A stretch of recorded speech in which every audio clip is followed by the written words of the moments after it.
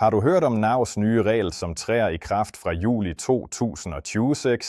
Hvis ikke, kan dette være information, som påvirker økonomien din langt mere, end du tror. Tusindvis af pensionister og seniorer over hele Norge stiller nu de samme spørgsmålene. Vil pensionen min ændre sig? Må jeg sende ind nye oplysninger? Kan jeg risikere at få mindre udbetalt, eller kanskje mere? Og vigtigst af alt, hvem bliver faktisk berørt af de nye reglerne? I denne video går vi igennem alt du trænger at vide på en enkel og forståelig måde. Vi forklarer, hvad NAV har ændret, hvorfor disse ændringerne indføres, og hvilke konsekvenser de kan få for dig, familien din eller nogen du kender.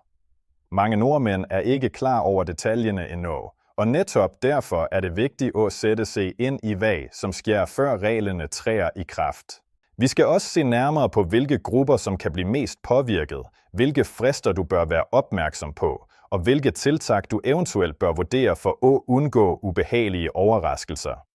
Nogle af oplysningerne kan faktisk spare dig for både tid, bekymringer og penge. Så før du antager, at disse ændringerne ikke gælder dig, anbefaler vi, at du følger med helt til slutten.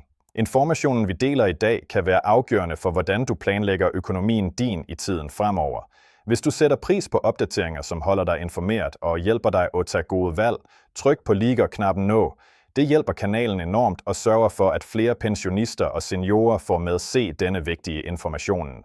Lad os gå ret ind i det mange lurer på akkurat nu. Når det kommer nyheder om ændringer hos NAV, reagerer mange pensionister på samme måde.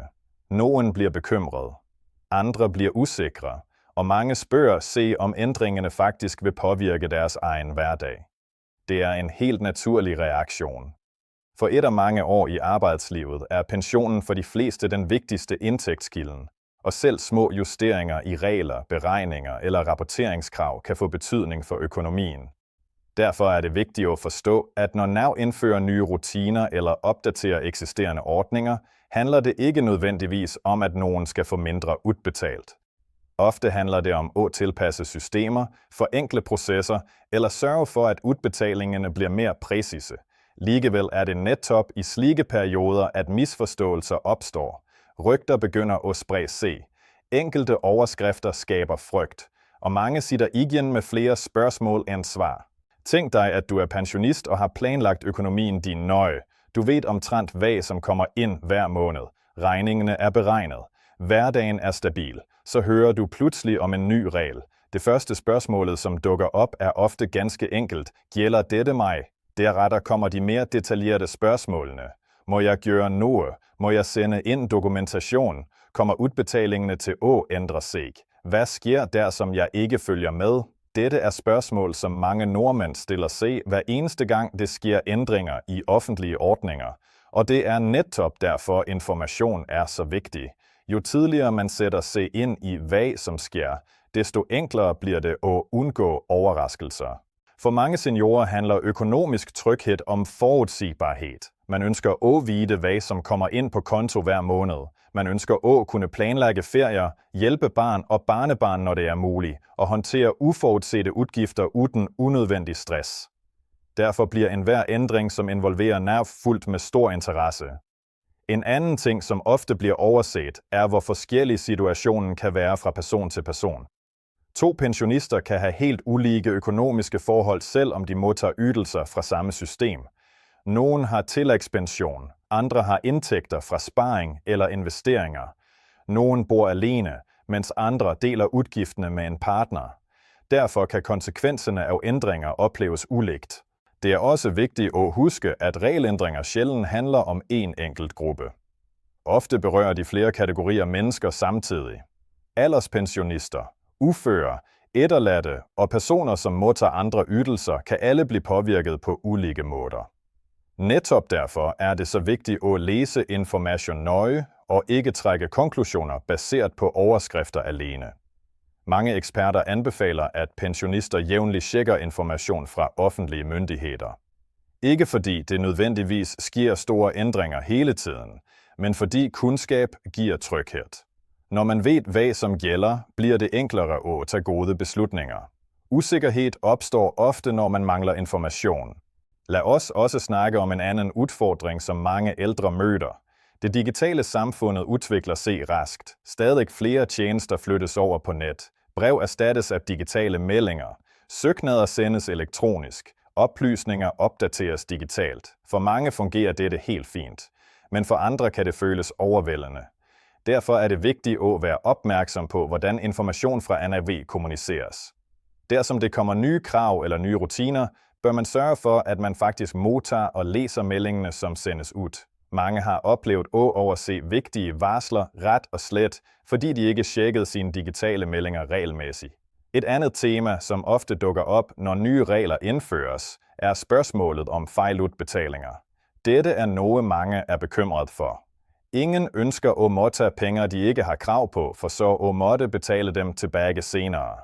Derfor er det vigtigt at sørge for, at oplysningerne, som registreres hos myndighederne, er korrekte og opdaterede. Samtidig er det værd at understrege, at de allerfleste pensionister gør sit bedste for at følge regelværket. Problemer opstår ofte ikke, fordi nogen forsøger at gøre noget galt, men fordi regler kan være komplicerede. Derfor er det afgørende, at informationen, som gives, er tydelig og let at forstå. For mange handler pensionisttilværelsen om mere end økonomi. Det handler om frihed, om tid med familien, om at kunne nyde hverdagen efter et langt arbejdsliv. Netop derfor skaber økonomiske spørgsmål ofte stærke reaktioner.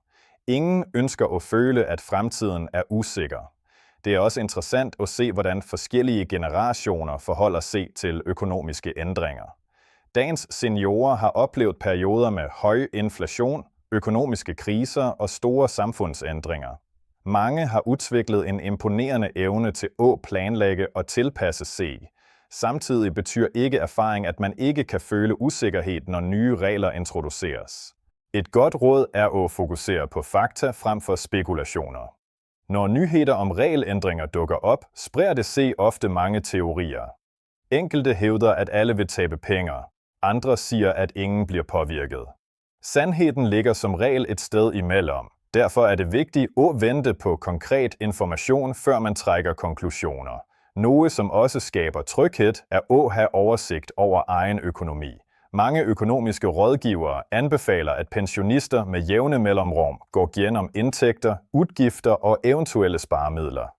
Ikke fordi man forventer problemer, men fordi god oversigt gør det enklere at håndtere ændringer, der som de skulle komme. Når vi snakker med seniorer rundt om i landet, hører vi ofte det samme budskabet. De fleste ønsker ikke specialbehandling. De ønsker bare klare regler, forudsigbare ordninger og god information. Når disse elementer er på plads, bliver det langt enklere at planlægge fremtiden. En anden vigtig faktor er familie. Mange pensionister spiller en central rolle i familiens sin. Nogen hjælper barn økonomisk, andre passer barnebarn. Enkelte støtter familiemedlemmer på ulike måder. Derfor kan økonomiske ændringer få ringvirkninger, som strækker sig langt ud over den enkelte pensionist. Det er netop derfor temaer som dette skaber så stort engagement. Det handler ikke bare om tal på et papir. Det handler om hverdagen til mennesker, om tryghed, om livskvalitet, om muligheden til at leve et aktivt og selvstændigt liv. I tiden fremover vil det derfor være vigtigt at følge med på officiel information og sørge for, at man forstår, hvordan eventuelle ændringer påvirker ens egen situation. Jo bedre informeret man er, desto enklere bliver det at tage gode valg. Og kanskje er det netop den vigtigste lærdommen af alt. Ændringer kommer og går, regler opdateres, systemer udvikler sig, men kundskab vil altid være den bedste måde at møde usikkerhed på. Når man sætter sig ind i hvad som sker, reduceres bekymringerne, og man står bedre rustet til at håndtere fremtiden. Tak for, at du fulgte med helt til slutten. Dersom du synes, denne gennemgang var nyttig og ønsker flere opdateringer om pension, NAV og vigtige ændringer, som kan påvirke seniorer i Norge, husk at trykke like-knappen. Det hjælper kanalen enormt og gør det lettere for andre at finde informationen, de trænger. Vi ses i næste video,